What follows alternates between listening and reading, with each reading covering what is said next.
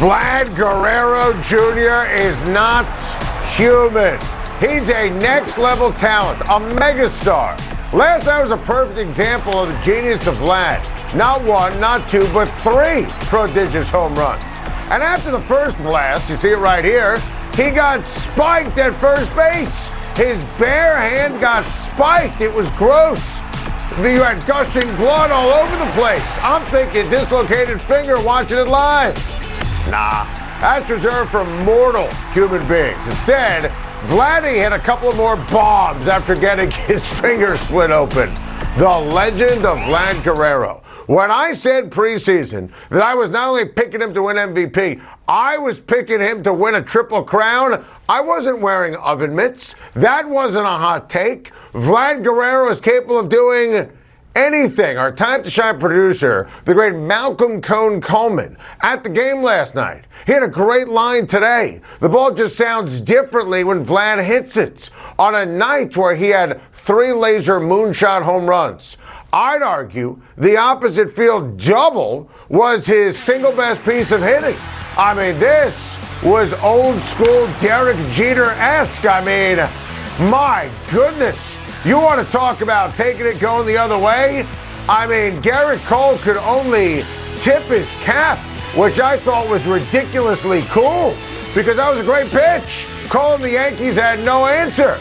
And I just love that Vlad did this last night on center stage in New York against the Yankees. He deserves superstar treatment. Obviously, the bloodlines are special with his dad in the Hall of Fame, and I loved his dad. He was just sensational. And how about this? You realize Vlad Jr. just turned 23 in March?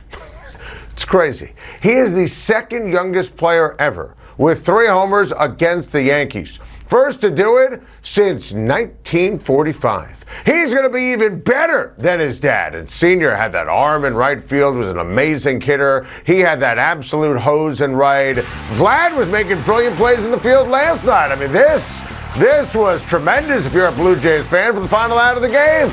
You know, the Blue Jays don't always get the love and attention. That's a shame. They are loaded. They lead the league in fun. Vlad is an incredible young superstar on a team filled with them. It's why I picked the Blue Jays to go to the World Series. Yesterday afternoon was a brutal day for baseball, as we discussed last night on Time to Shine. Super sad that Dave Roberts didn't let Clayton Kershaw complete the perfect game, and he pulled them after 7. Baseball needed a jolt. Vlad Guerrero Jr. gave the fans, 3 of them, to help save face for the sport. A few days removed from the official firing of Frank Vogel, the rumors are starting to bubble up on who's next to coach the Lakers. And like everything with this mess of a team, it's complicated. Now, the beauty, the positives, it's Los Angeles, everyone, including me, California dreaming, palm trees, Hollywood, Dantana's Chicken Parm. The Lakers are a marquee franchise. They also are a disaster, and working for Rob Pelinka cannot be viewed as a positive. He is the architect of the biggest underachieving team in NBA history. Now, I'm sure they're going to target coaches with experience coaching right now. Quinn Snyder, coaching the Utah Jazz, he is without question a gem, a basketball savant. Remember, Kobe Bryant loved him when Quinn Snyder was a Lakers assistant. I don't think he'd ever leave Utah, but there might be a cap on how far the Jazz can go. Doc Rivers could easily get fired. That's not the guy. Nick Nurse is tremendous. That would be a pipe dream. Lakers are a legendary franchise, but in my opinion, he's got a better chance to win with a more stable team in Toronto. And Toronto is a great city. Look, if it's Mark Jackson, that's horrible, okay? And that means LeBron and AD picked the coach. And it goes noted that Mark Jackson never got another job after Golden State because it was that messy. A Jackson hire would only make a bad situation worse. These are desperate times. The city yearns for winning time yet again. But it feels like a lifetime ago because it was. And coaching LeBron James at the end of his career is asking to get fired at the introductory press conference. Combined with very little trade and draft and free agency wiggle room, the Lakers coaching job is an accident waiting to happen. Steve Kerr is very optimistic, and today Steph Curry himself was overflowing with positive vibes, talking to his teammate Draymond Green on Green's Volume podcast. And let's be honest here, this is only everything. Simply put, if Steph Curry is healthy, the Golden State Warriors are the only team, in my opinion, in the Western Conference with even a chance to beat the Phoenix Suns. If not, congrats to Phoenix on winning the West yet again. Now, it's one thing to play, it's another thing for Steph to be Steph. Here's the educated guess, and this is always how we feel about Steph Curry. The educated guess is we see legendary Steph, historic Steph, three-time NBA champion Steph, greatest shooter of all time Steph. You realize that Steph Curry has advanced to the finals in 5 of his 7 trips to the postseason? That's iconic. And it's not like you have to worry about chemistry with Klay Thompson and Draymond Green. Now, the Warriors have shown they could win and score with the likes of Jordan Poole, and that's great. But this is the postseason. It's money-making time. It's Steph Curry time.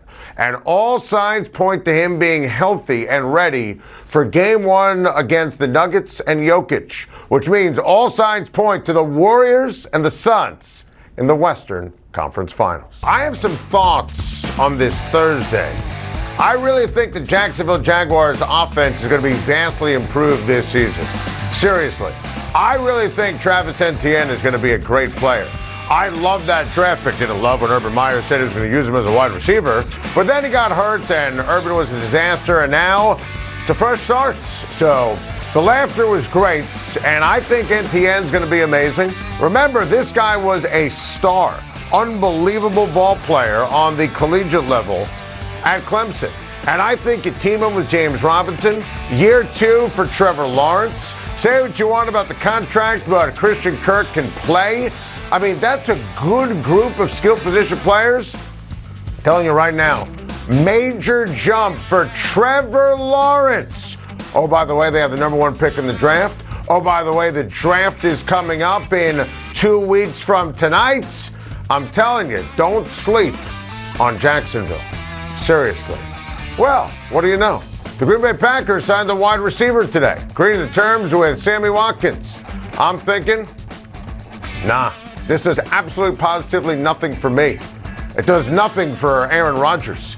This is not Sammy Watkins coming out of Clemson. Sammy Watkins failed in Buffalo. He was solid in a couple of stops in Los Angeles and Kansas City. You remember he played for the Ravens? Me neither. I mean, Sammy Watkins, what day is this? What year is this? You know, DK Metcalf, now we can have a conversation. Devontae Adams, long gone. I feel for Aaron Rodgers. I mean, that depth chart should include either Michael Pittman or T. Higgins. Sammy Watkins had all that talent going back to the draft. Sammy Watkins for 2022? Nah.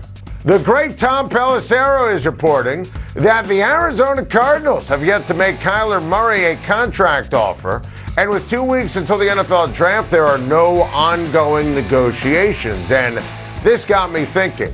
Arizona is playing the Kyler Murray situation correctly, perfectly.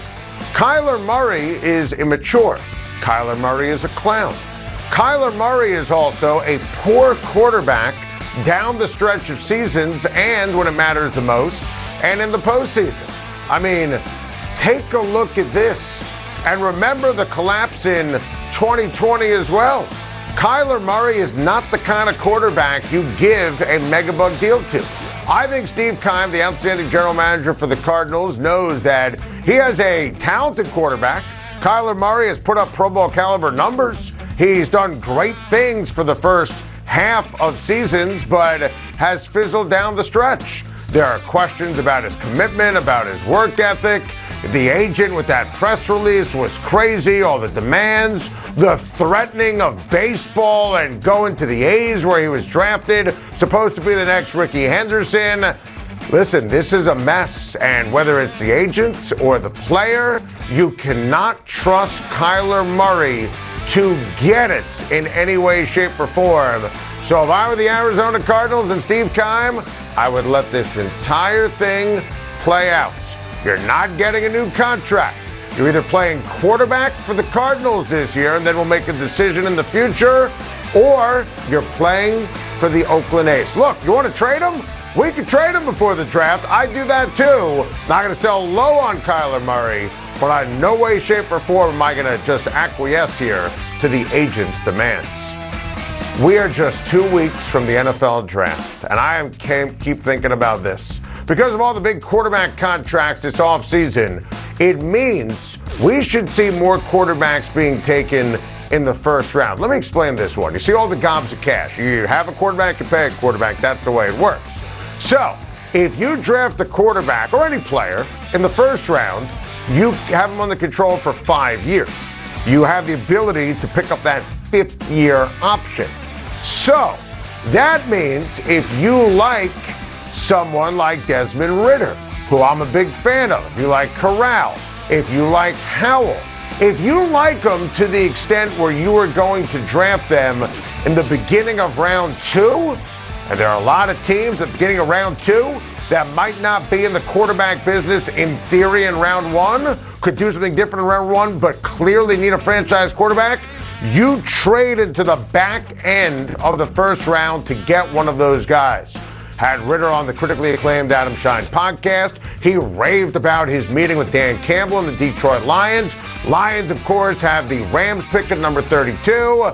Drafting one of these guys, if you like them and need a quarterback at the end of the first round, makes a lot of financial sense down the road. Look, I don't love the playing games, but I was thinking at the end of the day, watching the ball games last night, a lot of teams missed the boat not trading for C.J. McCollum. I thought C.J. McCollum was just terrific last night.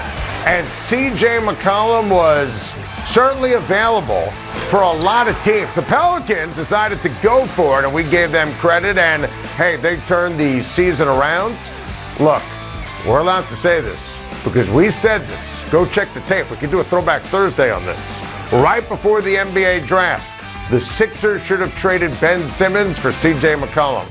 Think about that on your Thursday. Thank you for watching. Please like and subscribe, and don't forget to hit the bell for more videos.